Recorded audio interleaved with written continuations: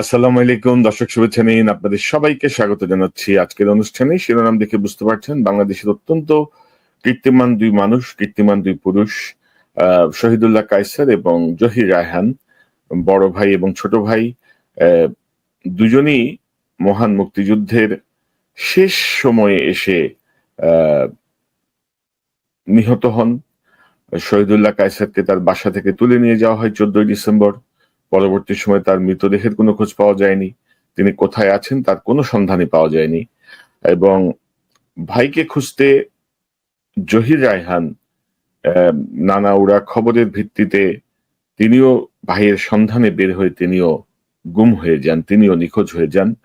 আহ, তারও কোনো খোঁজ খবর পাওয়া যায়নি। সে সময়টায় তার বিষয়টা নিয়ে শেখ মুজিবুর রহমান কাছে যখন তার পরিবার সহ অন্যান্য শহীদ পরিবার যখন দেখা করতে যান, প্রতিবাদ করেন, তখন শেখ মুজিব তাদেরকে বলেন যে বেশি বাড়াবাড়ি করলে, বেশি প্রতিবাদ বাড়লে তাদেরও একই পরিণতি হবে। তো আজকে এই জহির রায়হান এবং শহীদুল্লাহ কায়সারের বিষয়টি নিয়ে তার আপন ছোট বোন শাহিনশা বেগম এবং তার হাজবেন্ড নাসির আহমেদ, এই দুজনের একটা সাক্ষাৎকার আপনারা দেখতে পাবেন এখানে। এই সাক্ষাৎকারটি অবশ্য বেশ কয়েক মাস আগে আমি নিয়েছিলাম, কিন্তু নানা ব্যস্ততায়, নানা ঝামেলায় দেয়া হয়নি। আজকে একটু দীর্ঘ ইন্টারভিউ, অনেক দীর্ঘ ছিল, সেখান থেকে মূল অংশগুলো আপনাদের সামনে আমি তুলে ধরলাম। ইতিহাসের জন্য এটি অত্যন্ত গুরুত্বপূর্ণ একটি ডকুমেন্ট, এবং আপনারা যারা দেখবেন তারা নিশ্চয়ই অনুধাবন করতে পারবেন যে আমাদের জাতির শ্রেষ্ঠ সন্তানদের কিভাবে সরিয়ে দেওয়া হয়েছিল, কারা সরিয়েছিল, এবং এই বিষয়টি নিয়ে আমি তো মনে করি যে তদন্তের মাধ্যমে রহস্য উদ্ঘাটন করা জরুরি। হয়তো যারা যুক্ত ছিল অনেকেই হয়তো পৃথিবীতে নেই, কিন্তু হয়তো সূত্রগুলো বের করা সম্ভব যে কিভাবে কি হয়েছিল। ওনার উপর রেস্ট্রিকশন এসেছিল, কারণ উনি জয় বাংলা কেন বলেননি, ওটা বলেননি বলেই ওনাকে ওখানে আর কোনো অনুষ্ঠান করতে দেয়া হতো না। তিনবার কথা হয়েছে, তিনবারই বলেছেন জয়ীরান আছেন, কিন্তু ওনাকে দেয়া যাবে না এখন এখানে, খুব ফোনে ওনাকে অ্যালাউ করা হবে না। মুজিবুর রহমান সাহেব নাফিসা কবিরের সাথে একাই কথা বলেছেন এবং ওনাকে এই থ্রেটটাও করেছেন যে জহিরকে নিয়ে বেশি বাড়াবাড়ি করলে নাফিসা কবিরের ডিসঅ্যাপিয়ার হয়ে যাবে। না জেনে যাব না আমার ভাইয়ের কি হয়েছে, কোথায় তাকে কোথায় তার বলে খবর দেয় কিছু না। উনি এক পর্যায়ে ভীষণ চটে গেলেন, মানে আমি জানি না উনি এত বদরাগী ছিলেন কিনা বলতে পারবো না। চটে গেলেন, চটে গিয়ে বলেন যে দেখো বেশি বাড়াবাড়ি করবে না, এই পরিণতি যে কারও হতে পারে। আমার সঙ্গে যোগ দিচ্ছেন শাহিনশা বেগম। শাহিনশা বেগম হচ্ছেন জহির রায়হান এবং শহীদুল্লাহ কায়সারের ছোট বোন। শাহিনশা বেগম নিজে অনেক সামাজিক কাজের সঙ্গে যুক্ত। তিনি অবসরপ্রাপ্ত শিক্ষক এবং new York based human rights এবং লেবার রাইটস নন প্রফিট অর্গানাইজেশনের সঙ্গে তিনি দীর্ঘদিন কাজ করেছেন। তিনি লেখালেখি করেন। শাহিনশা বেগম, আপনাকে স্বাগত জানাচ্ছি আজকের অনুষ্ঠানে। আসসালামু আলাইকুম।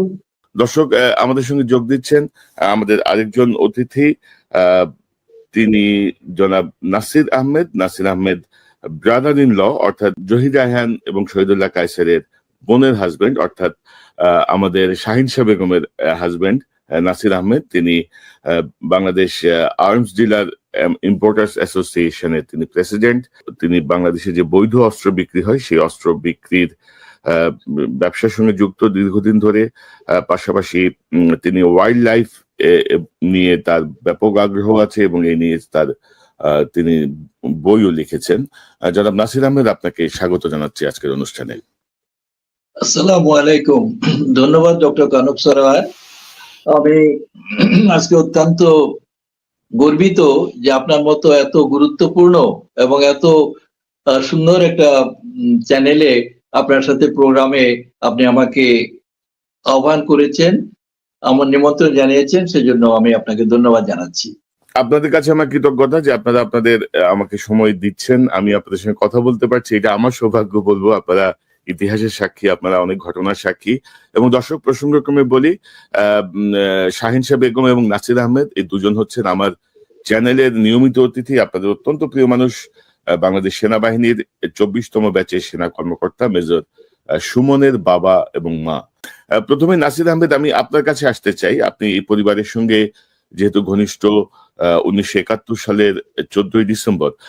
তার আগে আমি একটু দর্শকদের শেয়ার করতে চাই এই দুজনের ব্যাপারে। উইকিপিডিয়া থেকে শহীদুল্লাহ কায়সারের জন্ম 16 ফেব্রুয়ারি 1927। তিনি সাংবাদিক, লেখক, বুদ্ধিজীবী। তিনি 1969 সালে উপন্যাস অবদানের জন্য বাংলা একাডেমি সাহিত্য পুরস্কার পান। 1983 সালে সাংবাদিকতায় মরণোত্তর 21 পদক এবং সাহিত্যে 1998 সালে গল্পে অবদান রাখার জন্য মরণোত্তর স্বাধীনতা পুরস্কার পান। শহীদুল্লাহ কায়সার 14ই ডিসেম্বর সন্ধ্যায় আলবদর বাহিনীর সদস্যরা তাকে তার বাসা 29 বিকে গাঙ্গুলি লেন থেকে ধরে নিয়ে যায়। তারপরে তিনি আর ফিরে আসেননি, তার কোনো খোঁজও পাওয়া যায়নি।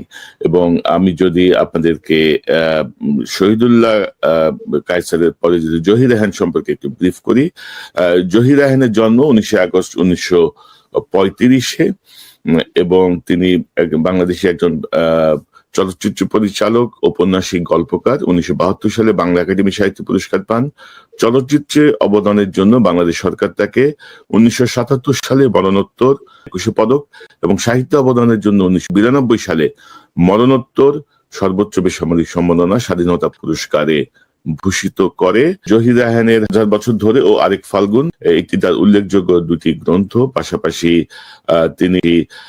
তিনি কাঁচের দেয়াল, বেহুলা, সঙ্গম, আনোয়ারা, জীবন থেকে নেয়া, স্টপ জেনোসাইড সহ আরো বেশ কিছু অত্যন্ত গুরুত্বপূর্ণ চলচ্চিত্র নির্মাণ করেছেন। বিশেষ করে তার স্টপ জেনোসাইড, স্বাধীনতা যুদ্ধের যে ভয়াবহতা সেটি সম্পর্কে পুরো বিশ্বকে জানিয়েছিল। Recognition of human rights.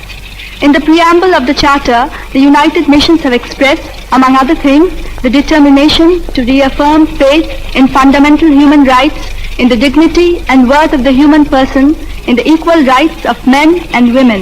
Stop. Their last worldly possessions. Stop.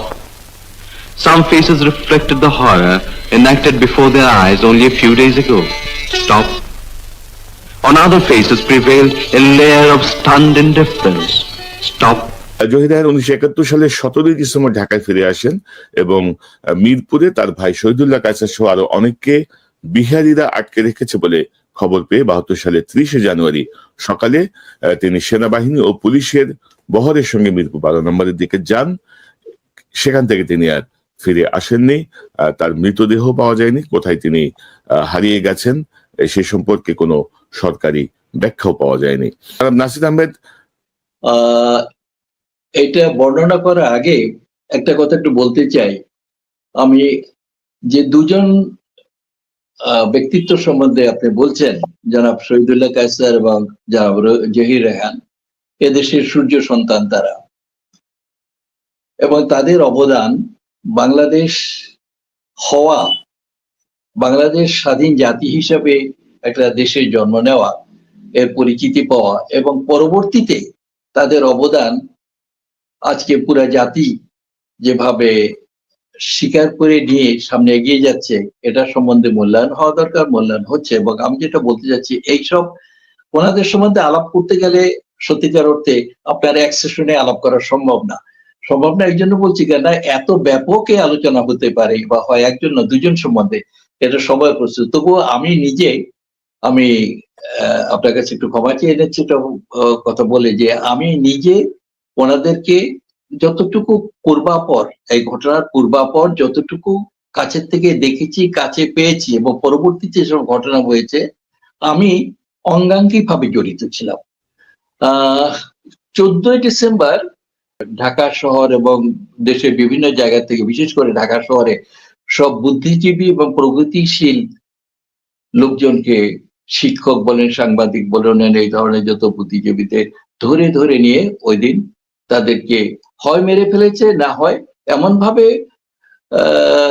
এদেরকে গুম করেছে যে তারা হদিস কেউ কোনদিন পায় নাই।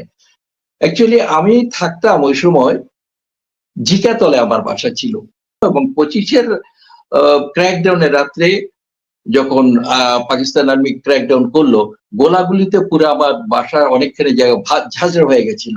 বউ বাচ্চা সব নিয়ে আমি চলে গেলাম আমার গ্রামের বাড়িতে।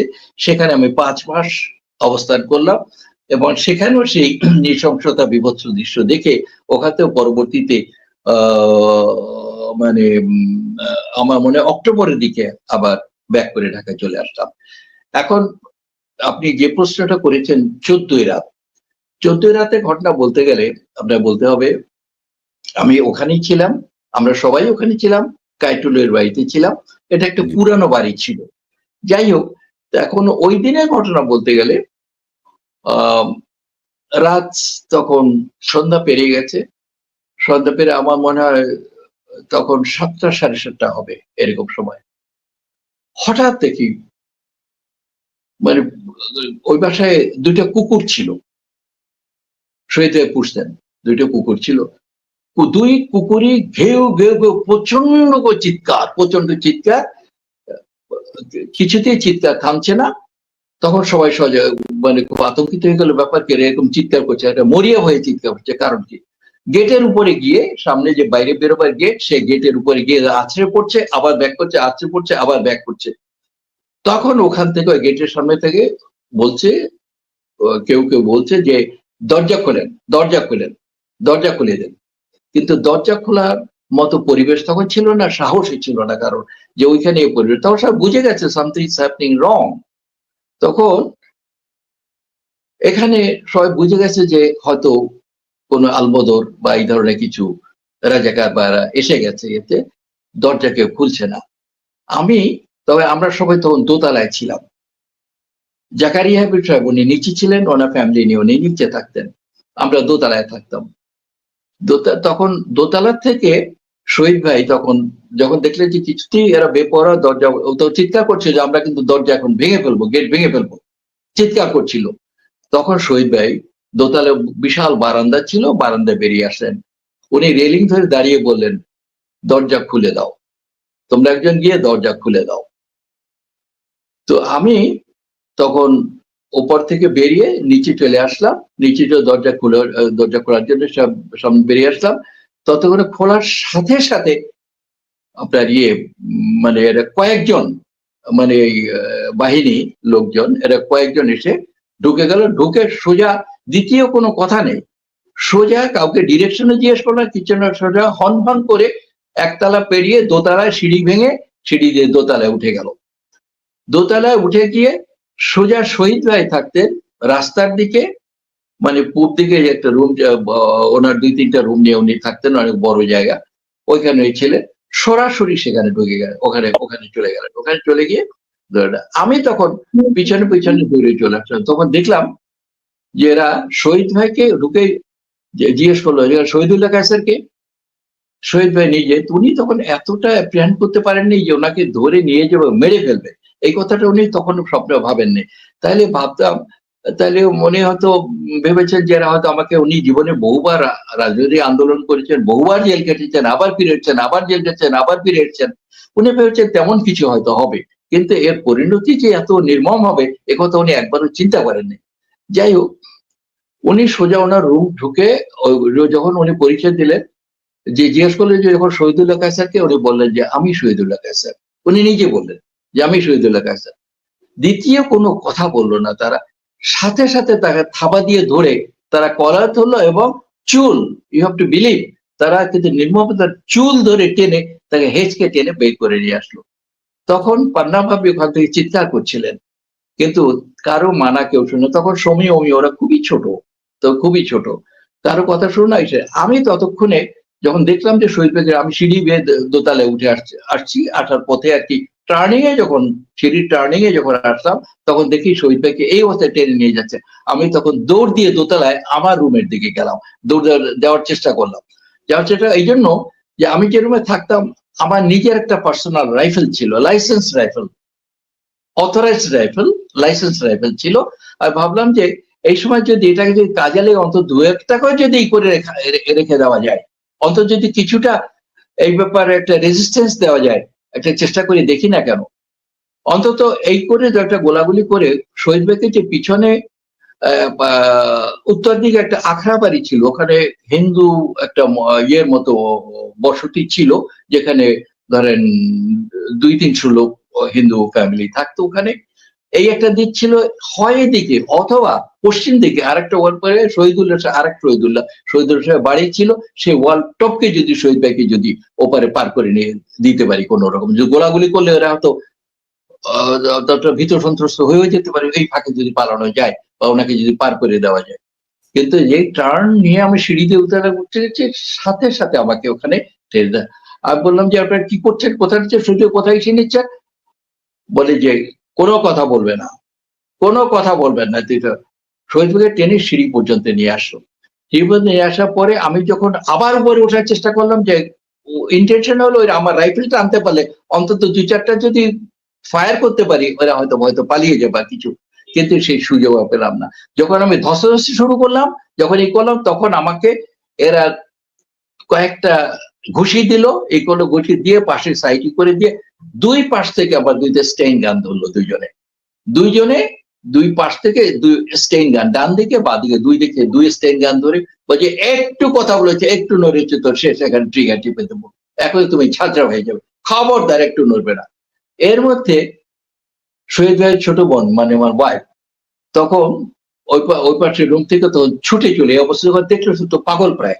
আমার ওয়াইফ তখন কি করলো, ভাইয়ের জন্য সে বেপরোয়া হয়ে গেল, বেপরোয়া হয়ে সিঁড়ির সামনে গিয়ে ঝাঁপিয়ে পড়লো ওদের উপরে, ঝাঁপিয়ে পড়ে সোজা বললো আমার ভাইকে আমি কিছুতেই নিয়ে যেতে দেবো না, কিছুতেই না। তখন শি ওয়াজ সো ইমোশনাল, তখন ওরা ধাক্কা দিয়ে ফেলে, যখন ধরতে করেছিল ধাক্কা দিয়ে সিঁড়ির উপরে ফেলে দিয়ে একেবারে চিৎ করে ফেলে দিল।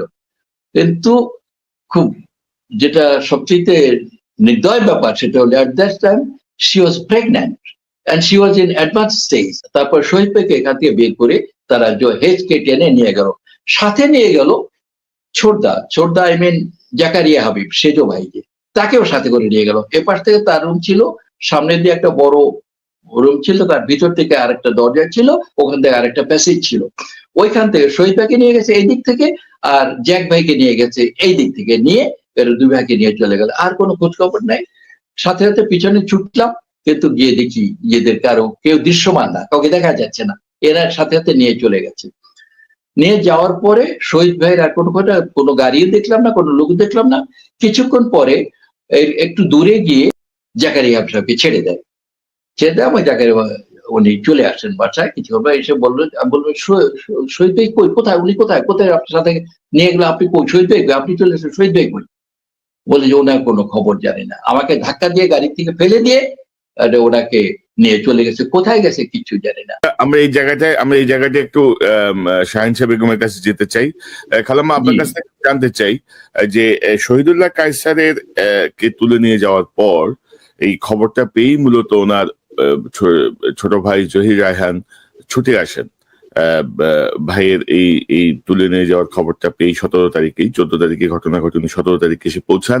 কি হলো এখন আপনার কাছ থেকে একটু শুনি। আপনি বোধহয় জনাব নাসির আহমেদ কথা বলার সময় আপনি কিছু অ্যাড করতে চাচ্ছিলেন, সেটি সহ যদি আপনি একটু বলেন, আমার মনে হয় যে আমি এখান থেকে শুনতে চাই জহির রায়হান সম্পর্কে, বা কি হলো, কিভাবে তিনি হারিয়ে গেলেন, একটু বিস্তারিত একটু সংক্ষেপে যদি বলেন। না 14-15-16 আমরা বিধ্বস্ত অবস্থায় ছিলাম। যুদ্ধের সময় আমাদের বাড়িতে আসলে কেউ খুব একটা আসা যাওয়া বা বেল বাঁচত এটা কম ছিল। আর লাস্ট মুহূর্তে 14 তারিখে না 10 তারিখ থেকে কারফিউ এবং ব্ল্যাকআউট চলছিল, তো ওটার কারণে কেউ কারো বাড়িতে কেউ আসতো না। তো আমাদের ওই বেলটা শুনে আমরা একটু চমকে গিয়েছিলাম। ওই সময় আসলে সন্ধ্যাবেলা ছিল, মাগরিবের আজানটা পড়ছিল, যখন আর কি বেলটা শোনা হলো। তো ওই সময় আমরা বড়দাকে নিয়ে চা খাচ্ছিলাম। ওই ইভিনিং টাইমে আমরা বিকেল বেলায় শহীদুল্লাহ কায়সারের সাথে চা খেয়ে থাকি, ভাই বোন সকলে একসাথে। বড়দা সবাইকে ডাকেন, উনি ঢেলে দেন সবাইকে, আমরা কথা বলি, গল্প করি, এটা আমাদের প্রতিদিনের রুটিন ছিল। ভাইয়ের সাথে ওই বিকালটাই আমরা কাটাতাম, সন্ধ্যেটা। তো ওইরকম একটা সময় ওই দিনও আমাদের যাচ্ছিল। কিন্তু পর্দার হঠাৎ একটা ফোন কল এলো, পর্দা ভেতরে চলে গেলেন, পর্দার পেছনে পান্না ভাবিও গেলেন। তো দুজনে ভেতরে, তো অনেকক্ষণ হয়ে গেছে ফোনে কথা বলছেন, আমরা ঠিক বুঝতে পারছি না বর্দা কখন আসবে। তো এদিকে যখন বর্দা চলে গেছেন, আমরা আমাদের চাটা খেয়ে বর্দা কখন আসবেন চলে যাচ্ছি। ইন দি মিন টাইম কিন্তু বেলটা পড়েছে। মাগরিবের যখন আজান পড়ে তখন কিন্তু মানুষকে চেনা যায় হয়তো আধো আলো আধো ছায়ার মধ্যে। আমরা কেউ কিন্তু বাতি জ্বালাইনি, তখন ব্ল্যাক আউট ছিল ওই শেষের সপ্তাহটা, 14 তারিখ বা তার আগে থেকে কেউ কারো বাড়ি আমরা যেতাম না। তো যাই হোক, যেটা আর কি বেলটা শুনে প্রত্যেকের একটু ইয়ে হলো, আর আমাদের কুকুরও খুব ডাকাডাকি করছিল, লাফালাফি করছিল, চেঁচামেচি। এর মধ্যে এরা ঢুকে গিয়ে নিচে আমার ভাই, আমার ইমিডিয়েট ছোট, ওর নাম ওবায়দুল্লাহ, ওকে প্রথমে বাড়ি দিয়ে ওকে বসিয়ে রাখে। ওখানে একজন কি দুজন ছিল। তারপরে নাসির সাহেবকে এবং আমার সেজু ভাই জাকারিয়া হাবিব, এদের দুজনকে নিয়ে কিন্তু সামনে, উনি হয়তো একটু ভুলে গেছেন, হয়তো এই অন্য করে বলেছেন, দুজনকে কিন্তু টার্গেট করে 4-5 জন সিঁড়ি দিয়ে উঠিয়ে নিয়ে গেছে। এনারা দুজন সামনে আর পেছনে আর কি যারা আর কি আগন্তুক যারা এসছেন হঠাৎ করে আমাদেরকে অ্যাটাক করার জন্য, পুরো বাড়ি ওরা ঘিরে ফেলেছিল, এরকম অবস্থা। তো ওতে করে আমি কিন্তু বেলটা শুনে আমি কিন্তু ওই সিঁড়ির যে ক্রসিং থাকে ওই জায়গাটা এসে যে আমি দাঁড়িয়েছি, আমি আর নড়িনি। কারণ আমার ভাইকে অনেকবার অনেক সময় অ্যারেস্ট করতে দেখেছি ছোটবেলা থেকে, বা ওই সব স্মৃতি হয়তো আমার ছিল, কিন্তু এরকম ভাবে নিয়ে ডিসঅ্যাপিয়ার করে দেবেন বা মেরে ফেলবেন এরকম কিছু আমরা ভাবিনি। তো উনিও হয়তো শহীদুল্লাহ কাছেও ভাবেননি। তো ওনার জ্বরও ছিল, শরীরও ভালো ছিল না। উনি দুটো জায়গা আছে আর কি ওনার বেডরুমে ঢুকতে, তো পেছন দিকে একটা সরু বারান্দা আছে, ওখান দিয়ে উনি বেরিয়ে আসছেন। তখন উনি আসলে ফোনে কথা বলছিলেন, সাদরি ইসপানি বলে ওনার এক ফ্রেন্ড ছিল, সাদরি ইসপানির ভাইয়ের সাথে উনি কথা বলছিলেন। আমরা কেউ জানি না, অনাভাবী ভেতরে ছিল। তো উনি তো 20 জানুয়ারি বোধহয় আমাদের মুজিবুর রহমান সাহেব ফিরে এসেছিলেন করাচি থেকে। তো ওই অবস্থায় ওই সময়ের টাইমটা আমরা আর এতটা ইয়ে করে ডে ওয়াইজে আমরা হয়তো রাখতে পারিনি আমাদের বাড়ির যা অবস্থা, কারণ ওটা একটা তো শ্মশান। কিন্তু ভাই ফিরে আসার পরেও ওই জিনিসগুলো প্ল্যানচেটটা আমার কাছে সত্যি একটা ফিশি থিং মনে হয়। এই প্ল্যানচেটটাই কিন্তু মেজদাকে হিপনোটাইজ করে ফেলেছিল, যেখানে মেজদা একেবারে বুঝেই গিয়েছিলেন। উনি নিজেকে যেমন সান্ত্বনা দিচ্ছিলেন, আমাদেরকে সান্ত্বনা দিচ্ছিলেন, বলছিলেন যে তোমরা দোয়া করো, আমাদের এখান থেকে বাংলাদেশে যত বুদ্ধিজীবী যাদেরকে যখনই নেওয়া হয়েছে তখনই তাদেরকে শেষ করে দেওয়া হয়েছে, ওনাদের কাউকেই রাখা হয়নি, তো তোমরা দোয়া করো। কিন্তু কি করেছে জানুয়ারি এইভাবে চলে গেল, আমি নিজেই অবাক হই মাঝে মাঝে। আমাদের বাড়িতে ফোন কল কম অ্যাটেন্ড করা হতো তখন, আমরা ফোন কল অ্যাটেন্ড করার মতো মানসিকতা আমাদের ছিল না। কিন্তু আমাকে থ্রেট করে করে বেশ কয়টা ফোন কল এসেছিল, বেশ কয়বার, যে আমি যেহেতু বিশ্ববিদ্যালয়ে তখন আমি ছাত্রী, আমি তখন অনার্স পড়ছিলাম, তো আমাকে বিশ্ববিদ্যালয়ে বেশ ইয়ে করে চিন্তা করে আমাকে বিশ্ববিদ্যালয়ে যেতে হতো। তো এখন কথা হলো, যখন আমি কিন্তু আসলে সেন্স হারিয়েছিলাম, মেমোরি লস করেছিলাম 31শে জানুয়ারি।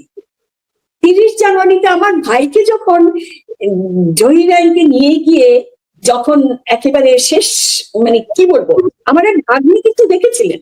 আমার এই জন্য বিশ্বাস হয় না জহিরাইন ওইখানে যে ক্রস ফায়ার বা যা বলা হয় অবাঙ্গালি অথবা ওখানকার লোকাল বিহারি, বা যদি বলা হয় পাকিস্তানি আর্মি কিছু ওখানে শেল্টার নিয়েছিল, ওখানে পুরোটা কেউ যেতে পারেননি। কেন যেতে পারেননি আই ডোন্ট নো। আমি তো তখন ওখানে ভিজিট করিনি, যে মিরপুর 12 নম্বর সেক্টর, 11 নম্বর, 10 নম্বর ওখানে কি করছে। আপনারা জহিরাইন সাহেব কেন মিরপুরের দিকে গেলেন, যে মানে কি খবর পেলেন, কে খবর দিল, এই যে একটু শুনতে চাই।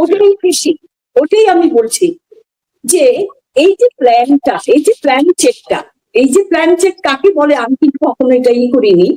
এখন যখন না, ওর যাওয়াটাই তো একটা ফিশি, কারণ অলরেডি সাডেন এটাকে জাম্প করে ডেটটা করা হয়েছে। উনি বুদ্ধিজীবী ইয়েতে উনি যখন বিশেষ করে প্রেস কনফারেন্সটা করলেন, প্রেস কনফারেন্সের পরে কিন্তু র্যাপিডলি তার পেছনে এরা লেগেছে। অনেকেই আসতেন তো ওনার সাহায্য চাইতে, কে কি করবেন না করবেন, সংস্কৃতি জগতের অনেক লোকজন কিন্তু মেজদার সাথে মানে জহিরানের সাথে এসে দেখা করতেন, কথা বলতেন। এখন আমরা ছোটরা এগুলোর ভেতরে হয়তো থাকতাম না, কিন্তু আমরা তো দেখেছি বেশ মানুষ আসতেন যার যার যেটা প্রয়োজন।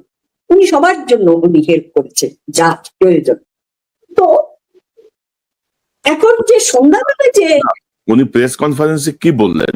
জহিরান উনি সাহেব প্রেস কনফারেন্সে অবশ্য ওপেনলি সব বলে দিয়েছেন, কারণ ওনার যেসব প্রয়োজনীয় ইয়েগুলো ছিল সেগুলো তো সব ওরা রেখে দিয়েছে এয়ারপোর্টে, হারিয়ে গেছে। বা ফ্র্যাঙ্কলি কথা বলা, আমাদের সাথে তখন ওয়ান অন ওয়ান কথা হতো না, কিন্তু আমি ওনার অ্যাক্টিভিটি এবং আমার ভাইয়ের যে অ্যাসিস্ট্যান্টরা যারা ফটোগ্রাফি করেছেন, ক্যামেরা চালিয়েছেন, এডিট করেছেন, তাদের সাথে দেখা হতো, কথা হতো, এগুলো আমাদের মধ্যে হতো। তো এখন উনি প্রেস কনফারেন্সে শুধু ঘটনা বলেছেন, মুক্তিযুদ্ধ কি হয়েছিল, ওনার কাছে কি ডকুমেন্ট আছে, বা উনি কিভাবে কিভাবে কাকে বলবেন, একটু হয়তো আপসেট হয়ে ধমকেশ্বরী কিছু বলেছিলেন যে ওনার কাছে রেকর্ড আছে এবং উনি সেটা মানে কি জানি বলে, বড় বড় রাঘব বল এর মধ্যে জড়িত, উনি তাদের মুখোশ খুলে দেবেন। তো এটা বলতে কি বোঝায়? আপনারা বলছেন, আপনারা তো আমার চাইতে অনেক জ্ঞানী, অনেক কিছু নিয়ে ঘাটাঘুটি করেন, অনেক কিছু করেন। তো আমি যতটা বুঝি, বড় রাঘব বল বলতে ওখানকার যে লোকজন, যে সংস্কৃতি মনা বলেন বা সরকারের পক্ষ বলেন, বিরোধী পক্ষ বলেন, তখন তো আমরা এক হয়ে গিয়েছিলাম। আমাদের পাকিস্তান আর বাঙালি বলতে তো বিভেদ ছিল না। যারা ওখানে জড়িত ছিলেন তারাই, যারা দায়িত্বে ছিলেন, জানুয়ারি মাস যখন 10 তারিখে মুজিবুর রহমান সাহেব ফিরে আসেন, তখন তো তাজউদ্দিন সাহেব হ্যান্ড ওভার করে দিয়েছিলেন, কারণ উনি মুজিবুর রহমান সাহেব নিজেই প্রধানমন্ত্রী হতে চেয়েছিলেন। তো তাজউদ্দিন সাহেব থাকলে কিন্তু ল অ্যান্ড অর্ডার এবং অ্যাডমিনিস্ট্রেশন, আমার মনে হয়, আমি যতটুকু লেখাপড়া করে শিখেছি, উনি কিন্তু ভালোভাবেই ওটা চালাতে পারতেন। বাংলাদেশের সিচুয়েশনটা উনি ওখানে যখন চালিয়ে গেছিলেন, বাংলাদেশে এসেও যদি উনি থাকতেন, তাজউদ্দিন সাহেব থাকতেন, বাংলাদেশের আজকে এই অবস্থাটা দেখতে হতো না আমার যা মনে হয়।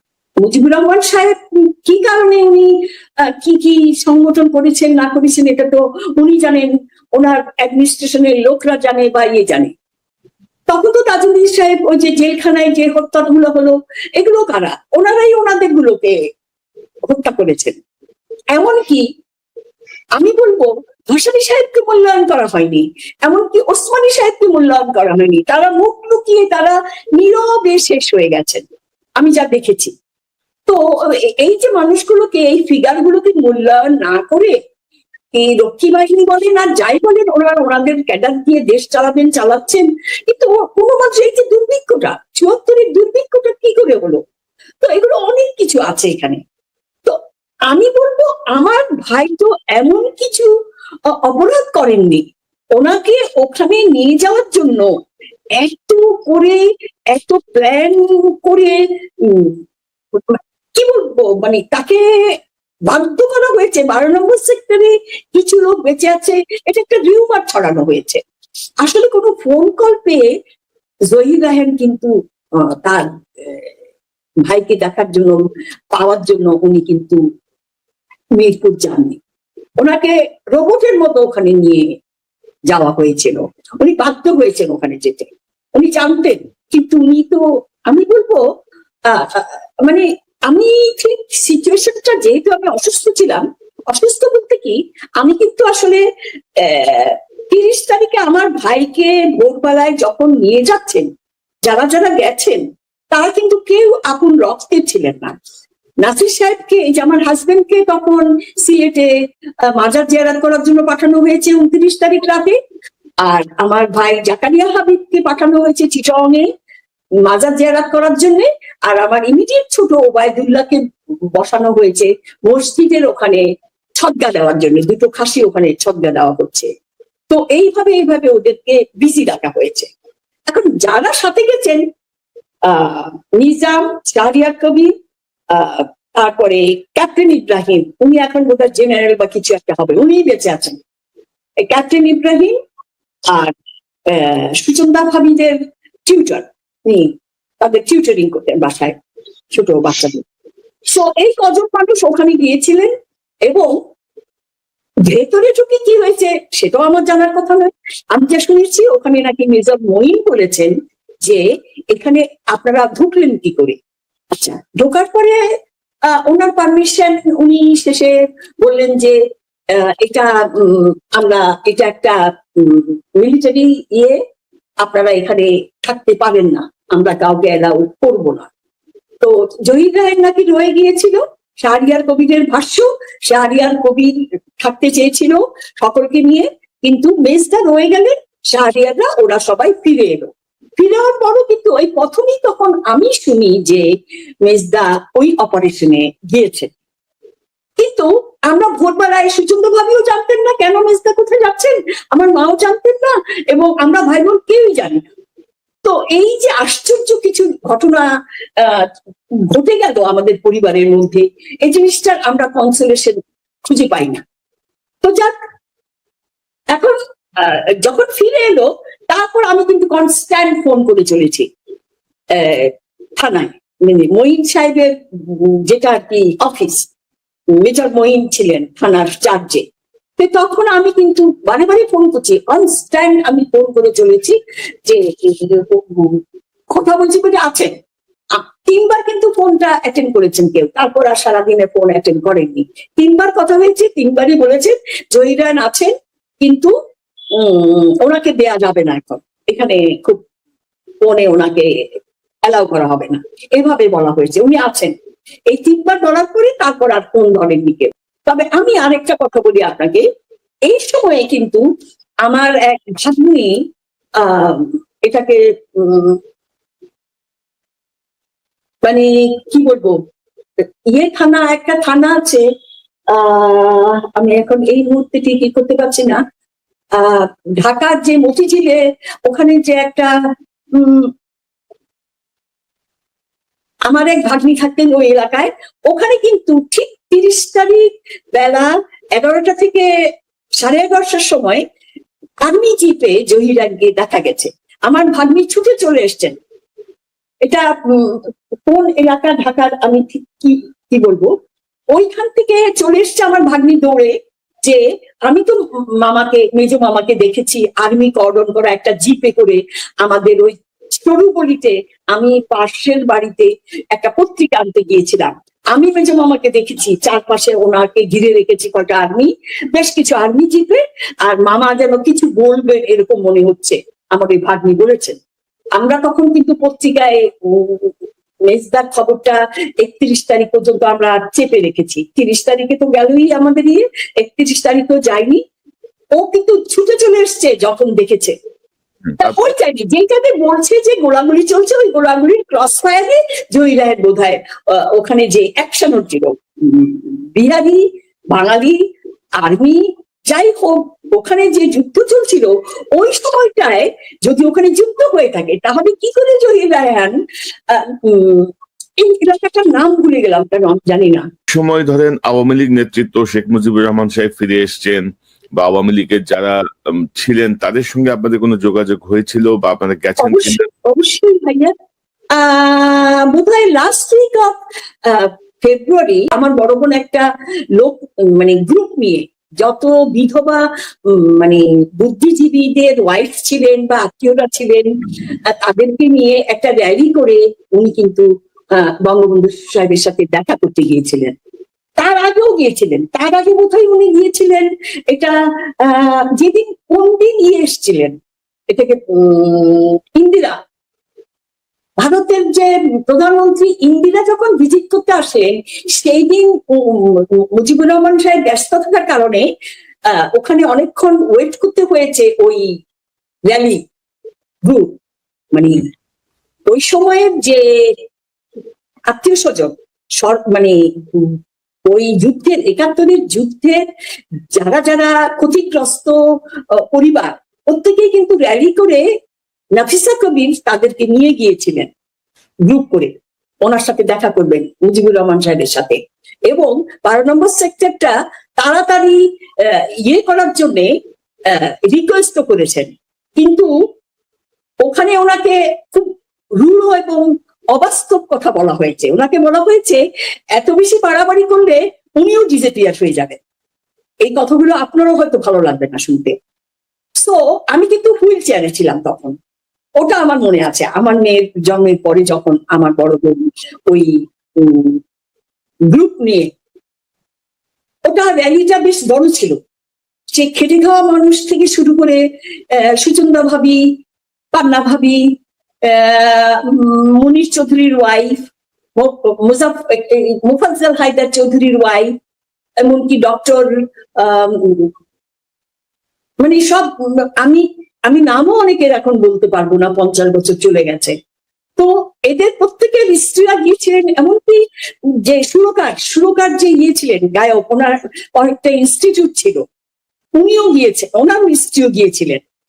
তো এভাবে প্রত্যেকের র্যালিতে গিয়ে অনেকক্ষণ অপেক্ষা করতে হয়েছে, কারণ ওনারা ইন্দিরাকে নিয়ে ওনারা নৌ কি যেন বলে নৌবিহার, এই নৌবিহারে গেছেন, ওনারা আসতে দেরি হবে। আমরা সকালে গিয়েছিলাম, আমি হুইল চেয়ারে ছিলাম। সো আর সবাইকে অপেক্ষা করতে করতে বিকেল হয়ে গেছে। তারপরে উনি বোধহয় একটু সময়ের জন্য টাইম দিয়েছিলেন। টাইমের মধ্যে উনি যা বললেন, কি কথা হয়েছে আমি তো ভেতরে যাইনি, অন্য সবার সাথে আমিও অপেক্ষা করছিলাম হুইল চেয়ারে বসে। আর যারা ছিলেন তাদের মধ্যে আমার মনে হয় না সুচন্দা ভাবি আর পান্না ভাবি, আমার বড় বোন নাফিসা, উনি বোধহয় একাই দেখা করতে চেয়েছিলেন। মুজিবুর রহমান সাহেব নাফিসা কবিরের সাথে একাই কথা বলেছেন এবং ওনাকে এই থ্রেটটাও করেছেন যে জহিরকে নিয়ে বেশি বাড়াবাড়ি করলে নাফিসা কবিরও ডিজেপিয়ার হয়ে যাবে। সো তো এইসব আনফরচুনেট অনেক কিছু ঘটেছে। তো আপনি এই যে 53 বছর পরে আপনি যদি মূল্যায়ন করেন এখন যে কি হয়েছিল আসলে শহীদুল্লাহ কায়সার এবং জহির রায়হান, এই দুইজনের এই যে তুলে নিয়ে যাওয়া বা অন্তর্ধান বা নিখোঁজ হয়ে যাওয়া, বা সে সময় তো স্বাধীনতার পক্ষে সরকারই তো ক্ষমতায়, ওগুলি তো আমার প্রশ্ন, আমার নিজের প্রশ্ন। আপনার পর্যবেক্ষণটা কি, মানে কারা করলো, নেপথ্যে কি ছিল, কেন হতে পারে, আপনার নিজের পর্যবেক্ষণটা কি? না, তবে আমি যা দেখেছি, আমি সরি টু ইন্টারাপ্ট ইউ, আমি কিন্তু প্রথমে যখন শহীদুল্লাহ কায়সারকে 14ই ডিসেম্বরে নিয়ে যাচ্ছিলেন, ওই যে মুহূর্তটা আমার কাছে মনে হয়েছে যে এরা কেউ কিন্তু অবাঙালি তো কেউ ছিল না, এবং জামাত বলতে বা ধর্মীয় কোনো গ্রুপ এটা করেছে পাকিস্তানি হয়ে কিছু কাজ করে আমার কিন্তু মনে হয়নি। আমার শুধু মনে হয়েছে এটা প্রশাসনের মালখানার কিছু বন্দুক নিয়ে তারা এসেছিল। মালখানার একেবারে কতগুলো ইয়ে থাকে। আমার হাজবেন্ডের আসলে অনেক বন্দুক, অনেক রকমের রিভলভার টাইভার ছিল, তো তাতে করে আমি বুঝি কোনটা আর কি ধরনের। ওখানে কিন্তু একেবারে ইয়ে করে রাখা জং পড়া কিছু ইয়ে নিয়ে তারা চলে গিয়েছিল। আর আমাকে তো যখন সিঁড়ির পোড়ায় অ্যাটাক করেছে 4-5 জন, শুধু একজনের মুখে মুখোশ করা ছিল, কারোর মুখে কোনো মুখোশ ছিল না। ওতে গিয়ে আমাদের মতো নর্মাল বাঙালি, এবং যার মুখে মুখোশ ছিল আমি খুলে ফেলেছিলাম ওটা। আমি খুলে তাকে আইডেন্টিফাই করতে হয়েছে আমার কোর্টে। যখন আমার বড় ভাইয়ের কেসটা কোর্টে উঠেছিল, আমি কিন্তু খালেক মজুমদারকে আইডেন্টিফাই করেছি, এবং এটা রাইট। ওখানে 50 জনকে দাঁড় করিয়ে দিয়েছিল কোর্টে যে এখানে আপনি বলেন কাকে আপনি দেখেছেন। তো আমি অথেন্টিক ভাবেই করেছি, কারণ ওই সময় ওই মুহূর্তে যে সিঁড়ির ক্রসিং এ যে ক্ল্যাশটা হচ্ছিল আমার সাথে এবং খালেক মজুমদার, এবং আমার ডান হাতে আমার বড় ভাই শহীদুল্লাহ কায়সার, বাম হাতে আমি মুখোশটা খুলে তখন তার সাথে কনভারসেশন করেছি। আমি শুধু বলেছি কেন নিয়ে যাবেন, কোথায় নিয়ে যাবেন, আপনি কিছুতেই আমার ভাইকে নিতে পারেন না। আর বড়দা যখন সেখান করছিলেন ওই মুহূর্তেই তো তারা, যখন শহীদুল্লাহ কায়সার বলেই তারা মানে বড়দা পরিচয় দিলেন, সাথে সাথে সেকেন্ডের মধ্যে বড়দাকে কিন্তু টেনে একজনের পর একজন টেনে নিয়ে যাবে, এরকম আমি কিন্তু ধরে রেখেছি। ওই ফিলিংসটা আমার এখনো আছে, এখনো আমার এই হাতটা ব্যথা করে। আমি ফিল করি যে বড়দা তখন বোধহয় বুঝতে পেরেছিলেন যে তার সামনে আসাটা ঠিক হয়নি। শফিউল্লাহ কায়সার ওই মুহূর্তে বুঝতে পেরেছিলেন যখন ওনাকে ধরে টেনে নিয়ে যাচ্ছে, তখন উনি কিন্তু আমার ভাইয়ের হাত আমার হাতে, আমি চাচ্ছি আমার বড় ভাই ছেড়ে দিক আমার হাতটা, কারণ আমার পুরো শোল্ডার পেইন করছে, এরকম টান লাগছে, বড়দা ছাড়বে না আমাকে। তখন আমারও বড়দার মধ্যে এইটুকু ফিল আমি করেছি, বড়দা ওটা বুঝতে পেরেই কিছুতেই আমাকে ছাড়ছেন না। তো কি করবো, ওখানে ওরা 4-5 জন মিলে আমাকে এখানকার মানে বুকের মধ্যে বন্দুক দিয়ে রেখেছে, এদিকে খালিদ মজুমদারকে আমি ধরে রেখেছি, বড়দাকে ধরে রেখেছি, সব মিলে ধস্তাধস্তি ভীষণ রকম হয়েছে এবং আমাকে এক পর্যায়ে ওরা ধাক্কা দিয়ে ফেলে দিয়েছে। আমি জানি না কি শক্তিতে আমি ওই যুদ্ধটা কি করে করেছি, আমি গড়িয়ে আবার উঠে গিয়েছিলাম। এই জিনিসগুলো আমি এখনো ভুলিনি। আমি জানি না কোনোদিন আমার চোখ থেকে এই জিনিসগুলো সরে যাবে কি না।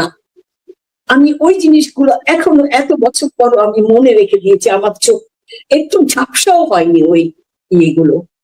তো কারা তখন করতে পারে, কারা তখন অ্যাক্টিভ ছিল, বা কেনাই বা মুক্তিযুদ্ধের সময় তখন তো অবাঙালিরা নিজেদের কে ইয়ে করে শেল্টার নিতে ওরা ব্যস্ত ছিল।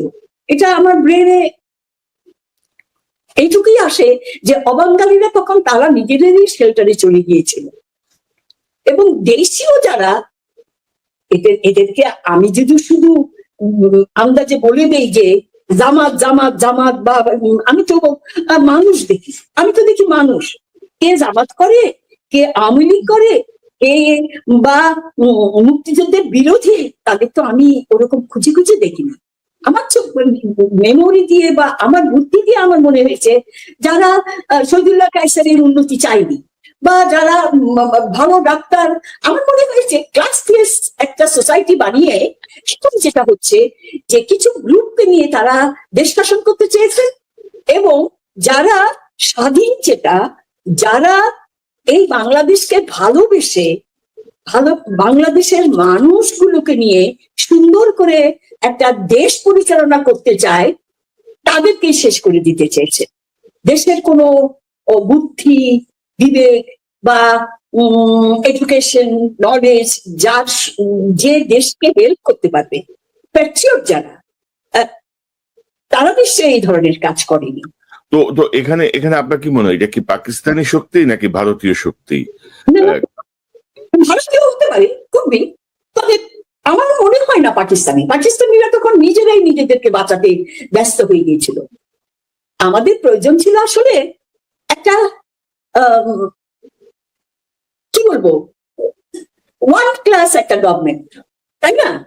One class government. আমাদের দেশে তো খেটে খাওয়া মানুষের উপরে কোনো পলিটিশিয়ানরা কাজ করেননি, কোনো কি বলবো কর্ম, কি বলা হয় এদেরকে, আমি ঠিক এই জিনিসগুলো আসলে আপনাদেরকে বলতে পারছি না বলে আমার খুব কষ্ট লাগছে। গ্রাসরুটের হয়ে কোনো পলিটিক্যাল গ্রুপ কখনো বাংলাদেশে কাজ করেনি। All the movement it was limited within the intellectuals and student. আমাদের দেশটা পাকিস্তানের সময় বলেন বা তার পরের পর্যায়ে বলেন, এটা তো একটা ইয়ে ছিল। এখন ওয়ান ক্লাস হচ্ছে, কোন খেটে খাওয়া মানুষের হয়ে কেউ কাজ করেনি, কোন পলিটিক্যাল গ্রুপ কাজ করেনি, ইন্টেলেকচুয়ালস এন্ড স্টুডেন্টরা প্রাণ দিয়েছে বারে বারে বারে বারে। ইকুয়ালিটি নিয়ে কেউ কাজ করেননি। Equality, love and qualitative government না থাকলে আপনি কি করে মানব সন্তানকে, এতগুলো মানুষকে 18 কোটি বলেন, যতজন বলেন তাদেরকে আপনি সুন্দর করে চালাতে বা আমি চালাতে পারবো? আমি আবারও আসবো আপনার কাছে জনাব নাসির আহমেদ। আপনার কাছে জানতে চাই যে 53 বছর পরে আপনি যদি একটু মূল্যায়নটা করেন যে আসলে এই শহীদুল্লাহ কায়সার এবং জহির রায়হান, আমরা ওনার কথায় যেটা দেখছি যে উনি কিছু ইঙ্গিত দেওয়ার চেষ্টা করছেন, বোঝানোর চেষ্টা করছেন। সে সময় তো শেখ মুজিবুর রহমানের সরকার ক্ষমতায়, আওয়ামী লীগ ক্ষমতায়। তো বলা চলে যে দেশ স্বাধীন হওয়ার পরে শেখ মুজিবুর রহমান যখন দেশে ফিরে এসে রাষ্ট্রের দায়িত্ব নেন, সেই সময়টাই জহির রায়হান মানে নিখোঁজ হন বা তাকে আমরা যদি এখন বলতেই পারি তাকে হত্যা করা হয়, তো আপনার মূল্যায়নটা কি, মানে কারা করলো, কেন হলো এই ঘটনাটা, আপনার পর্যবেক্ষণ কি বলে, অর্থাৎ আপনার ব্যক্তিগত এনালাইসিস কি বলে? জি, ধন্যবাদ ডক্টর কনক সরোয়ার। আমি বলবো ততটুকু বলতে পারবো বা বলবো যতটুকু আমি নিজের চোখে দেখেছি বা সাথে থেকে যেটুকু উপলব্ধি করেছি, শুধু তাই না, যা কিছু সাথে ছিলাম, যেসব ঘটনার আমি সাক্ষী সারাক্ষণ, সেগুলোই শুধু আমি বলতে পারবো। আমি একটা কথা একটু পরিষ্কার করে নিতে চাই, আমি এই বয়সে এখন আর রাজনীতি করি না এবং কোনো রাজনৈতিক বক্তব্য দিতে চাই না, দিতে ইচ্ছুক না। কাজে আমি এই ব্যাপারে শহীদ ভাই এবং জহির ভাই, এদের ব্যাপারে আমি তাদেরকে যতটুকু সাথে থেকে যা দেখেছি আমি ততটুকু বলবো। ন্যারেটিভ সেটা হলো, আমি যেটা বলছিলাম যে 17 তারিখে জহির ভাই যখন বাসায় আসলেন রাত্রে, সন্ধ্যার পরে উনি এসে কিন্তু সরাসরি বাসার ভিতরে ঢোকেননি। গ্যারেজের পাশে যে গেট ছিল সেই গেটে ওখানে দাঁড়ানো, আমি ওখানে দাঁড়ানো ছিলাম। তখন চারদিকে খোঁজ খবর করছিলাম যে কোথায় কি হচ্ছে না হচ্ছে জানার চেষ্টা করছিলাম। উনি তখন ঠিক ওই সময় আসলেন, এসে ওখানে গাড়ি থামলো, উনি ঢুকলেন। ওখানে ঢুকে দাঁড়িয়ে তখন স্তব্ধ অবস্থা। তখন আরো ওনাদের 2-1 আত্মীয় স্বজন বন্ধু ছিল। আমার একজনের নাম মনে আছে, শাহাবুদ্দিন ভাই, সাবধান ভাই বলতো এরা আর কি। উনি উপস্থিত ছিলেন, আরো 2-1 ছিল। উনি এসে নেমে সরাসরি বললেন যে বর্দার কি অবস্থা, বর্দার কি খবর, বর্দার কি এখন কি কোনো খোঁজ খবর কিছু পাওয়া গেল? উনি তো আগেই হি ওয়াজ ওয়েল ইনফর্মড যে শহীদ ভাই মিসিং। তখন সব চুপচাপ, কি উত্তর দেবে, কেউ তো জবাব দেওয়ার মতো কিছু খুঁজে পাচ্ছে না। তখন আমি বললাম যে 14 তারিখের পর থেকে যে বর্দাকে যে নিয়ে গেছে, তারপর থেকে আর ওনার কোনো খোঁজ পাওয়া যাচ্ছে না।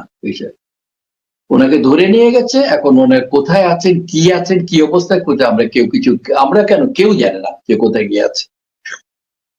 এবং চারদিকে খোঁজাখুঁজি, টেলিফোনে যোগাযোগ, অন্যান্য যেভাবেই হোক যত চেষ্টাই করেছে সব বিফল মনোরথ হয়েছে, কোনো খবরই, অ্যাকচুয়াল খবর কিছু পাওয়া যায়নি।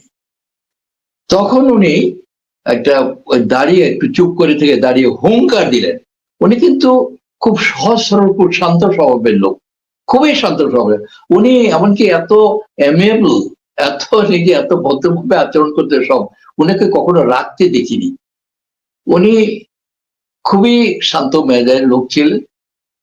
উনি ওনার জুনিয়র যারা ওনার কর্মক্ষেত্রে বা আত্মীয়তায় যারা জড়িত বা বিভিন্ন দিক, উনি কি ছোটদের করে আপনি করে কথা বলতেন, একটু ছোট হলে উনি তাদেরকে আপনি করে সম্বোধন করতেন। এবার উনি আমার সম্পর্কের কথা বাদ দিলে উনি আমাকেও আপনি বলতেন, আমি খুব বিব্রত বোধ করতাম। যাই হোক, উনি তখন এই শান্ত মানুষটা হঠাৎ খেপে গেলেন, খেপে গিয়ে চিৎকার করে উঠলেন। আমাকে পরিষ্কার মনে আছে, বললো যে ওরা জানে না। তো ওখানে বলে আমরা ওনার লোকজন বললো যে ওনার সাথে এখন দেখা হবে না। কেন? উনি খুবই ব্যস্ত, ওনার গেস্ট আছে। এখন এই গেস্ট সব রেখে এই সময় উনি কিছুতে কথা বলে না, আমরা ওর সাথে কথা না বলে কিছুতেই না। বলতে খুব জেদি মহিলা ছিল, খুব ব্যক্তিত্ব সম্পন্ন মহিলা ছিলেন আর কি। বলে আমরা দেখা না করি, আমরা এখানে বসলাম, আমরা কিছুতেই যাবো না, কিছু অনেক বড় শেষ পর্যন্ত উনি আসলেন। চিরচারিত সেই পাইপটা ওনার মুখী ছিল, পাইপ সামনে এসে বারান্দার সামনে এসে দাঁড়িয়ে, তোমরা কারা? ওনার সেই স্বভাবজাত যে ভঙ্গিতে উনি বলল, তোমরা কারা, কি চাও, কেন এসছো? তো বড়দি বললেন যে আমরা শহীদ ভাইয়ের কোনো এবং অন্যান্য বুদ্ধিজীবীদের কোনো খবর পাচ্ছি না, কোনো এটা। বিশেষ করে শহীদ ভাই এর হওয়ার পর থেকে একমত এত চেষ্টা করে খবর পেল না, উনি কোথায় আমরা জানতে এসেছি, এবং অন্যান্য বুদ্ধিজীবীদের কি খবর জানতে এসেছি। বলে এটা জানতে চেয়েও না, এটা যখন দিন আসবে জানতে পারবে, এটা জানতে চেয়েও না। তা বলে না, আমরা না জেনে যাব না, আমার ভাইয়ের কি হয়েছে, কোথায় আছে, তাকে কোথায়, তার সম্বন্ধে খবর দেয় কিছু না। উনি এক পর্যায়ে ভীষণ চটে গেলেন। মানে আমি জানি না উনি এত বদরাগী ছিলেন কিনা, বলতে পারবো না, চটে গেলেন। চটে গিয়ে বলেন যে দেখো, বেশি বাড়াবাড়ি করবে না, এই পরিণতি যে কারও হতে পারে, এই পরিণতি যে কারোরই হতে পারে। বলে আর বলে তোমরা এখন কেন এটা নিয়ে কোনে আসছো? আমার এখানে একজন ডিগনিটরি ফরেন গেস্ট এখানে তার সামনে এই ডেমনস্ট্রেশন করছে, সে দেখে গিয়ে বিদেশে কি ইমপ্রেশন নিয়ে আমাদের সম্বন্ধে কি ইমপ্রেশন নিয়ে যাবে। ওই দিন ইন্দিরা গান্ধী ঢাকায় ছিলেন এবং ওনার সাথে ওই রিভার ক্রুজ সেরে এসে লাঞ্চ করে কথা ওখানে, এবং ওনার উপস্থিতিতে উনি দেখেছেন, ইন্দিরা গান্ধী দেখেছেন ডেমনস্ট্রেশন, এই জন্য শেখ সাহেব আরো বেশি খেপে গেছে, খেপে গিয়ে ওরকম একটা বেফাস কমেন্ট করে ফেলেছেন। এইটার সাথে এটা যে কারো হতে পারে এই কথাটা আমি ঠিক এটা ট্রান্সলেট করতে পারছি না, বুঝছেন? Number one. নাম্বার টু, আর একটা হলো উনি একটা ফোন কল পেয়ে মিরপুর চলে গেলেন শহীদ ভাইকে উদ্ধার করার জন্য। ওনার সাথে আমার কথা ছিল, আমি যখন ওই ম্যাপটা দিয়ে খালুরখান থেকে ফিরে আসছিলাম, এসে আমরা প্রেস ক্লাবে গেলাম। প্রেস ক্লাবে গিয়ে ওনাকে, আমি এদিকে চলে আসলাম বাসায়, আর উনি প্রেস ক্লাবে ঢুকলেন। প্রেস ক্লাবে ঢুকে গেলেন, ওনার একটা প্রেস কনফারেন্স করার কথা ছিল, অত মিটিং ছিল। উনি প্রেসে বলে যাও প্রেস ক্লাব যেতে হবে। আমি বললাম, উনি আমাকে বললেন আমার একটা কাজে ওদিন সিলেট যাওয়ার কথা, আমার একটা প্রোগ্রাম ছিল। আমি তখন একটা ফার্মাসিউটিক্যাল ফার্মে অ্যাটাচ ছিলাম, আমি ওখানে সার্ভিসে ছিলাম, তো আমি একটা অফিসিয়াল কাজে ওখানে যাওয়ার কথা ছিল। তো জহির ভাই বললেন যে সিলেটে যখন যাচ্ছেন বেশি করে আপনি একটু মাজার হয়ে আসবেন, বর্দার জন্য একটু দোয়া করবেন। এত এই মন এত ওনার নরম হয়ে গেছিল, বর্দার জন্য দোয়া করবেন, সিলেট যখন যাচ্ছেন মাজার যাবেন। অ্যাকচুয়ালি আমি ওই একইভাবে 2 মাজারই গেছিলাম, 2 মাজারই দোয়া করেছিলাম। যাই হোক, এখন সিলেট গেলাম, পৌঁছালাম আমি আমার কাজ ছেড়ে, কিন্তু পরের দিন সকাল আমরা একেবারে ভোর সময় সিলেট গিয়ে পৌঁছালাম। এখান থেকে বিকালে সন্ধ্যায় রওনা করলাম। জহির ভাইকে বললাম আমি যাচ্ছি, কিন্তু কথা থাকলো আপনার সাথে, দিস ইজ এ প্রমিস, কথা থাকলো। এই ম্যাপ জোগাড় করে দিয়ে গেলাম, আমার বন্ধু অনেক কষ্ট করেছে জন্য, এবং জহির ভাইয়ের আমি বারবার জহির ভাইয়ের কথা বলছি কারণ পরবর্তীতে আমার সাথে একেবারে যোগের মতো একেবারে লেগেছিলেন, এবং আমি ওনার সাথে লেগেছিলাম। আমাকে ছাড়া উনি কোনো প্রোগ্রাম বেরোতেন না, বাইরে বেরোতেন না, কোনো কাজ করতেন না, এসেছিলেন। আমি বললাম যে এই অপারেশন যে হবে, আপনি জানেন, আপনি তো সামনে ছিলেন, জেনারেল সরকার বলেছে অপারেশন, কিন্তু আমি আসার আগে আপনি মিরপুরে কিছুতেই যাবেন না, আমি থেকে আপনার সাথে যাব, আমি সাথে থাকবো, তখন এই অপারেশন হবে। এবং আপনি কিছুতে দিয়েছে প্রমিস করেন আপনি, আমি আসার আগে এই অপারেশন আপনি কিছুতেই যাবেন না। যেমন এতদিন আমাকে ছাড়া আপনি কোনো ইয়েতে যাননি, এখনো এত বড় একটা গুরুত্বপূর্ণ নিয়ে আমাকে ছাড়া যাবেন না। ঠিক আছে বলে, ঠিক আছে। উনি প্রেস ক্লাবে ঢুকে গেলেন, কেন এর আগে অনেকবার আমরা প্রেস ক্লাব, একটা অফিস ছিল যেখানে বুদ্ধিজীবী হত্যা নিয়ে আর কি উনি কাজ করে একটা কমিশন করেছিলেন, এবং সেখানে এটাও একটা কারণ হতে পারে। উনি কিন্তু ওখানে আমাদের দেশে অনেক বড় বড় রাঘববোয়ালদের উনি যখন এনাদের অনেক বিলাসী জীবন এবং স্বাধীনতা যুদ্ধে চেয়েছে যখন বিলাসী জীবন যাপন এবং অনেক কি বলবো অপকর্মের বলবো অনেক সাক্ষী ছিলেন, উনি তখন এখানে থ্রেট করেছিলেন। এইটাই ওনার জন্য হয়তো বা আরেকটা আল হতে পারে যে আপনারা যেটা করেছেন, অনেক প্রেস কনফারেন্স বলেছেন আমার সেলুলয়েডে কিন্তু সব বন্দী আছে, আমার সেলুলয়েডে সব বন্দী আছে। অর্থাৎ মুক্তিযুদ্ধের সময় কলকাতায় আওয়ামী লীগের নেতারা যা করেছেন সে বিষয়টাকে উনি বলতে চেয়েছেন। তো সেটা একটা কারণ হতে পারে। খালাম্মা, আপনি কি মনে করেন বা আপনার ভাবনাটা এটা কি দাঁড়ায় যে কারা এই ঘটনাটা করলো? পরাজিত পাকিস্তানি শক্তি, মুজিব বাহিনী, আওয়ামী লীগের একটা অংশ, বা শেখ মুজিবুর রহমানের পরবর্তী সময় যে বক্তব্য, সব মিলিয়ে আপনি যদি এক কথায় যদি বলেন আপনি কি মনে করেন? এক কথায় বলতে গেলে তো আমি যা চোখে দেখেছি আমাকে সেটা বলতে হয়।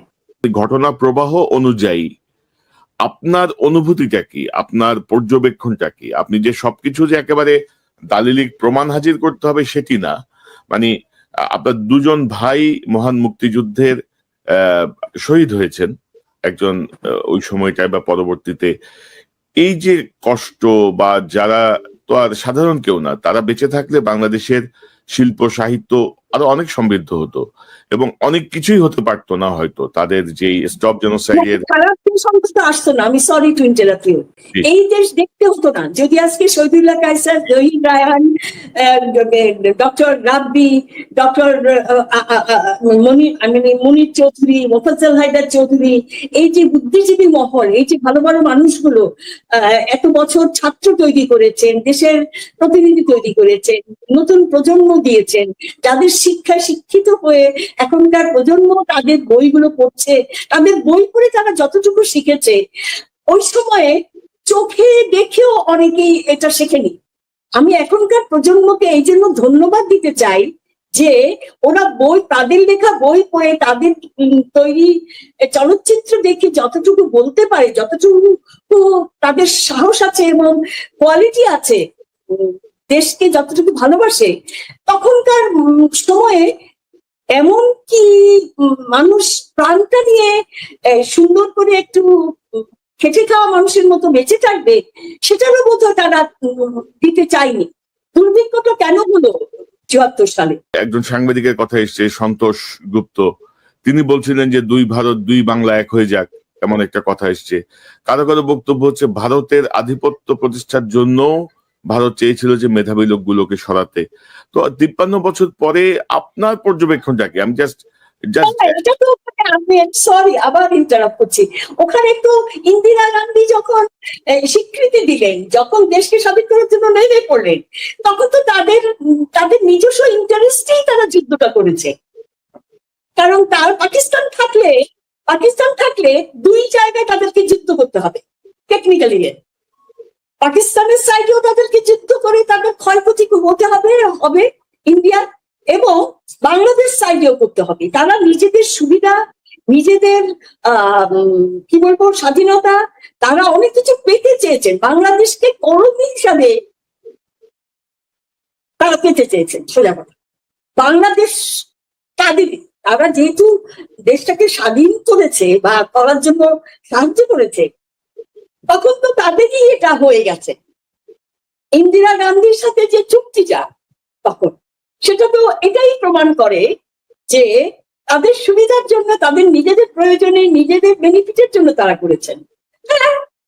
তারা হয়তো এটাই ভেবেছেন।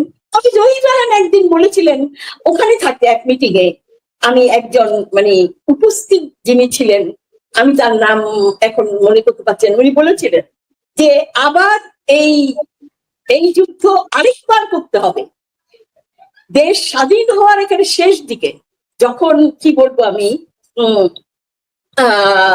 কুমিল্লা অলরেডি হয়ে গেছে, স্বাধীন হয়ে গেছে, বর্ডার গুলো সব স্বাধীন, শুধু ঢাকাকে সেন্টার করে এখন বুদ্ধিজীবীদেরকে শেষ করা হচ্ছে।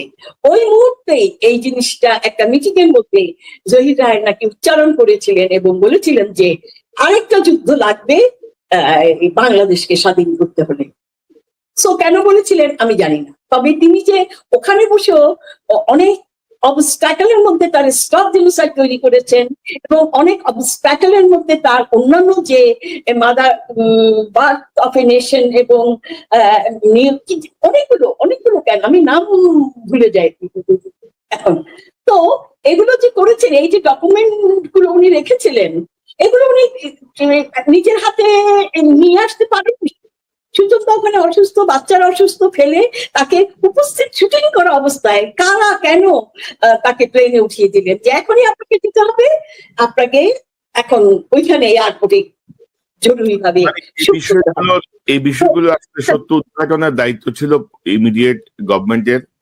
বাংলাদেশের এই ২ কীর্তিমান মানুষ বা অন্যান্য শহীদ বুদ্ধিজীবী যাদেরকে তুলে নিয়ে হত্যা করা হলো, এই বিষয়টি নিয়ে প্রপার অনুসন্ধান করা, প্রপারলি আইডেন্টিফাই করা আর দরকার ছিল, কিন্তু তৎকালীন শেখ মুজিবুর রহমান সরকার সেটি করেনি। কারণ তখন সবকিছুই আসলে কি বলবো, তথ্য প্রমাণ বা সাক্ষী অনেক কিছুই পাওয়া যেত যদি তাদের সদিচ্ছার অভাব আমি বলবো। এখানে কি করে বলবো, এটা বোধ হয় অভাগা দেশে অভাগা প্রতিভাবান মানুষের জন্ম নেওয়াটা বোধ হয় এটা একেবারে সৃষ্টিকর্তা চাননি। তো আমাদের সেটাই বোধ হয়েছে, কিন্তু একেবারে ঘরের মানুষ প্রতিদিন ওঠা বসা যেখানে, সেই মানুষগুলো যখন বিচ্ছে করে একজন মানুষকে ডিসঅ্যাপিয়ার করে দেয়, এটাই মেনে নিতে পারিনি আমি। এটা আমার চিরকাল আমার একেবারে ছবির মতো লেগে থাকবে আমার মৃত্যু পর্যন্ত। আমি একেবারে নিতে পারি না। তো যেহেতু উনি বলতে পারছেন না, উনি কিন্তু 30 তারিখে মুক্তি কি বলে মিরপুর 12 নম্বর সেক্টরে উনি যাননি, এবং জাকারিয়া হাবিবও যাননি। গিয়েছিলেন শাহরিয়ার কবির, হাবিব ভাই, পারভেজ নিজাম এবং সুচন্দা ভাবিদের টিউটার একজন মাস্টার উনি, আর লেফটেন্যান্ট ইব্রাহিম। সো এভাবে আমি থাকতাম, আমি আমার নিজেকে একা রেখে আসতাম না, আমি জহিরানকে একা রেখে আসতাম না, বলতাম সবাই চলে যাব, আমরা থাকবো না এখানে। কিছুতেই আমি জহিরানকে, কারণ জহিরানকে ট্র্যাপ করে ওখানে ঢুকিয়েই প্রত্যেকে মনে করেছে তাদের কাজ শেষ করে দিয়ে চলে এসছে। কারণ সেই বইটার নাম কি, যে ভোরের কাগজ যেটা বের করেছিল, ভোরের কাগজ, যে মিরপুর 28 বছর পরে 2009 সালে নাকি ওখানে যে বলা হয়েছে 28 বছর কেন অপেক্ষা করতে হলো। যারা করেছেন, যারা এগুলো ডিগিং এর কাজ সেরেছেন, যারা মিরপুরে 12 নম্বর সেক্টর, 11 নম্বর সেক্টর, 10 নম্বর সেক্টর যখন হচ্ছে, তখন যে তারা পেলেন, এই জিনিসটা আমার কাছে ভীষণ অদ্ভুত লাগে।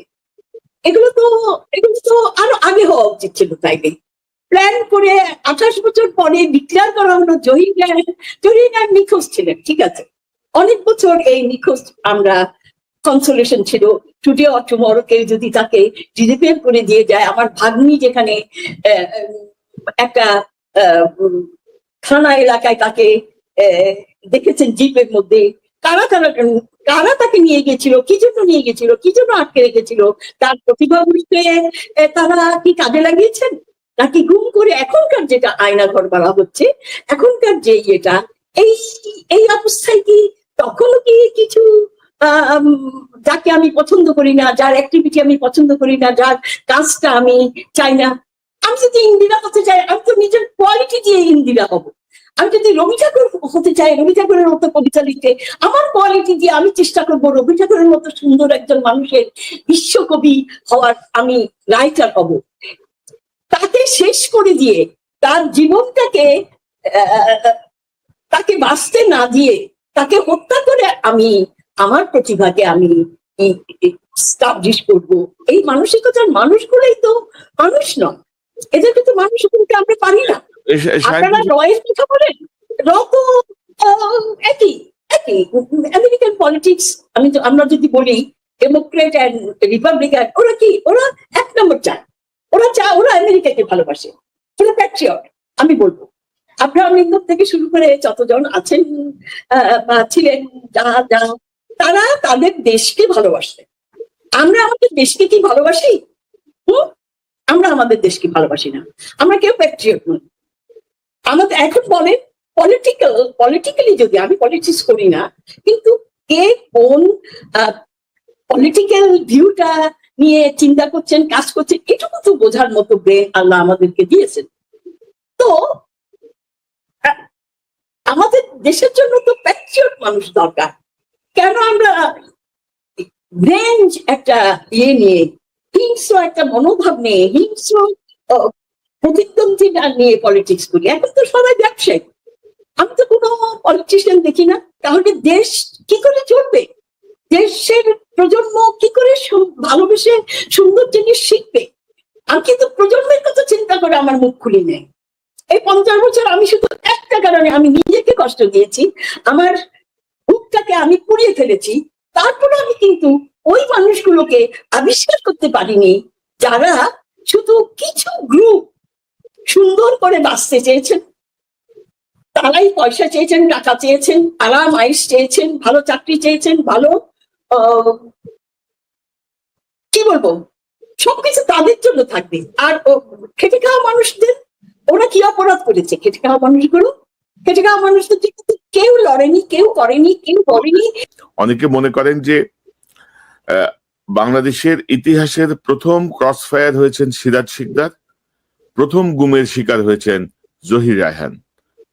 অবশ্যই আমি সুন্দর করে আপনাকে গুছিয়ে কথা বলতে চেয়েছিলাম, কিন্তু কি করে যেন এলোমেলো হয়ে গেল। আমরা অনেক সময় জানলাম আপনার কাছ থেকে, অনেক কথা বললাম। জনাব নাসির আহমেদ, আপনার শেষ কোনো মন্তব্য যদি থাকে, আপনি যদি কোনো মন্তব্য করেন। আমার মন্তব্য করার মতো তেমন কিছুই নেই। আমি মনে করি তাদের এই এত বছরে, তাদের অন্তর্ধান এর এত বছর পরেও তাদেরকে নিয়ে সত্যিকার অর্থে কোনো প্রপার ইনভেস্টিগেশন হয়নি। কেন হলো, কিভাবে হলো, কে দায়ী, এগুলো নিয়ে এখন পর্যন্ত কোনো সত্যিকারের ইনভেস্টিগেশন বলতে, তদন্ত বলতে যা বোঝায় হয়নি, এবং নিরূপিত হয়নি, এবং সে বিচারও হয়নি। এই নিয়ে মানে এখন তো আমাদের রাজনৈতিক পট পরিবর্তন হয়েছে, দেশ অনেকটা রাহুমুক্ত। আমার মনে হয় এখন নতুন করে এটা আবার পুনঃতদন্ত হওয়া দরকার, এবং আসল যারা কালপিট এবং এর সাথে যারা জড়িত তাদেরকে খুঁজে বের করে তাদের শাস্তির আওতায় আনা উচিত। আপনাদের দুজনকে অসংখ্য ধন্যবাদ জানাচ্ছি। সরি আপনার সময়টা নিয়ে নেওয়ার জন্য। না, আমি গুছিয়ে কথা বলতে পারিনি, কারণ আমি আসলে অনেক কিছু বলতে চেয়েছিলাম, অনেক গুছিয়ে আপনাকে এত সমস্যার মধ্যে ফেলতে আমি চাইনি। না, আমার কোনো সমস্যা নাই, আমার কোনো সমস্যা নাই। আমি খুবই কৃতজ্ঞ আপনাদের কাছে যে আপনারা সময় দিয়েছেন, আর ইতিহাসের এই জায়গাগুলো তুলে আনা খুব জরুরি। আজকে তো আমরা শুরু করলাম, ভবিষ্যতেও নিশ্চয়ই আমরা আপনার সময় পাবো, আপনাদের দুজনের সময় পাবো। আপনারা ইতিহাসের অনেক কিছুর সাক্ষী, যে বিষয়গুলো এই প্রজন্মের কাছে তুলে ধরাটা আমাদেরও একটা দায়িত্ব। আপনাদের দুজনকে অসংখ্য ধন্যবাদ। দর্শক, এতক্ষণ যারা এই অনুষ্ঠান শুনলেন, নিশ্চয়ই আপনি এই আলোচনার মর্মার্থ উপলব্ধি করতে সক্ষম হবেন। শহীদুল্লাহ কায়সার, জহির রায়হান, বাংলাদেশের দুই সূর্য সন্তান, অসম্ভব প্রতিভাবান, অসম্ভব মেধাবী মানুষ। তারা যদি বেঁচে থাকতেন, হয়তো বাংলাদেশের বর্তমান আমাদের যে আকাল যাচ্ছে শিল্প, সাহিত্য, সংস্কৃতির ক্ষেত্রে, ভিনদেশে যেসব আগ্রাসন চলছে, হয়তো অনেক কিছুই সম্ভব হতো না তারা যদি বেঁচে থাকতেন। তারা যেভাবে, যে ডিরেকশনে আমাদের সাংস্কৃতিক পরিমণ্ডলকে করতে পারতেন, চলচ্চিত্রের জায়গাটাকে বা গল্প উপন্যাসের জায়গাটাকে নিয়ে যেতে পারতেন, আন্তর্জাতিকভাবে হয়তো বাংলাদেশ আরো শক্তিশালী অবস্থান তৈরি করতে পারত। তবে স্বাধীনতার শত্রুরা নাকি স্বাধীনতার মিত্ররা, কোন পক্ষ এই ঘটনাগুলোর সঙ্গে যুক্ত, ভেরি আনফরচুনেটলি গত 53 বছরে এর কোনো সুরাহা হয়নি, প্রপার তদন্ত হয়নি। স্বাধীনতার সপক্ষে যে শক্তি 72 সালে ক্ষমতা ছিল, সেই শক্তিও এ ব্যাপারে যথেষ্ট উদাসীনতা দেখিয়েছে, গাফিলতি দেখিয়েছে, এবং আপনারাই শুনলেন যারা প্রতিবাদ করতে গিয়েছিল তাদেরকেও হুমকি দিয়েছিলেন স্বয়ং শেখ মুজিবুর রহমান, যে তাদেরও যে কোনো পরিণতি হতে পারে। তো আমার মনে হয় যে দেরিতে হলেও হয়তো বিচার করা হয়তো সম্ভব হবে না, কিন্তু সত্য হয়তো উদ্ঘাটন করা সম্ভব হবে। এখনো যারা বেঁচে আছেন বা ক্লাসিফাইড যেসব আর্মি ডকুমেন্টস আছে বাংলাদেশে বা ভারতে, সব মিলিয়ে হয়তো আমরা কিছু সত্য এখনো বের করে আনতে পারি। ভবিষ্যৎ প্রজন্মের জন্য, ভবিষ্যৎ বাংলাদেশের জন্য কিছু কিছু সত্য উন্মোচন খুবই জরুরি। আবারও দেখা হবে ইনশাল্লাহ। আসসালামু আলাইকুম।